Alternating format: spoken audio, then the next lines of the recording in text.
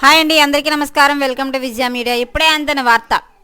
టీడీపీలో విషాదం, రంగంలోకి పోలీసులు అప్డేట్ రావడం జరిగింది. సో దానికి సంబంధించిన పూర్తి డీటెయిల్స్ చెప్పడం కోసం నేను ఈ వీడియో చేస్తున్నాను. వీడియోని పూర్తిగా చూస్తేనే నేను చెప్పే సమాచారం మీకు బాగా అర్థమవుతుంది.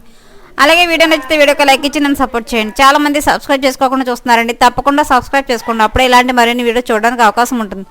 అలాగే వీడియోని లైక్ చేయడం వల్ల వీడియో కొంతమందికి రీచ్ అయ్యే ఇన్ఫర్మేషన్ మరి కొంతమంది తెలిసే అవకాశం ఉంటుంది. సో లేట్ చేయకుండా మన వీడియోలోకి వెళ్ళిపోదాం.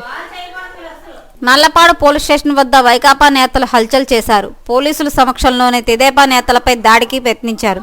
ఎన్నికల కోడ్ అమల్లోకి వచ్చిన వైకాపా నేతలు వాలంటీర్లకు కానుకలు ఇచ్చి ప్రలోభాలకు గురి చేస్తున్నారని ప్రత్తిపాడు తెదేపా నియోజకవర్గ ఇన్ఛార్జ్ రామాంజనేయులు ఆరోపించారు. మంగళవారం రాత్రి నుంచి వైకాపా నేతల బలస్థానికి కిరణ్ కుమార్ గుంటూరులోని క్యాంప్ కార్యాలయంలో వాలంటీర్లకు డబ్బులు కానుకలు పంపిణీ చేస్తున్న విషయం తమ దృష్టికి వచ్చిందని పరిశీలనలకు అటువైపు వెళ్లగా వైకాపా కార్యకర్తలు దాడికి పాల్పడ్డారని తెలిపారు.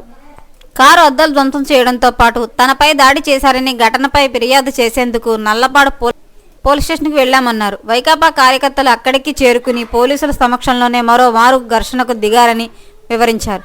5 ఏళ్లుగా అధికార దుర్వినియోగం చేసి వైకాపా నేతలు ఎన్నిక కోడ్ వచ్చిన తర్వాత అదే సంస్కృతి కొనసాగిస్తున్నారని మండిపడ్డారు. వైకాపా తెదేపా కార్యకర్తలు భారీగా చేరుకోవడంతో నల్లపాడు పోలీస్ స్టేషన్ వద్ద ఉద్రిక్తత నెలకొంది. పోలీసులు అతి కష్టం మీద తెదేపా నేత రామాంజనేయులను అక్కడి నుంచి పంపారు.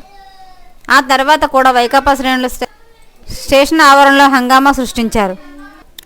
వైసీపీ నేతలైతే టీడీపీ నేతలని పోలీసులు ఎదుర్కొంటూనే దాడి చేశారండి. ఎప్పటికప్పుడు ఇలాంటి మరిన్ని అప్డేట్ల కోసం మన ఛానల్ తప్పకుండా సబ్స్క్రైబ్ చేసుకోండి. Thanks for watching.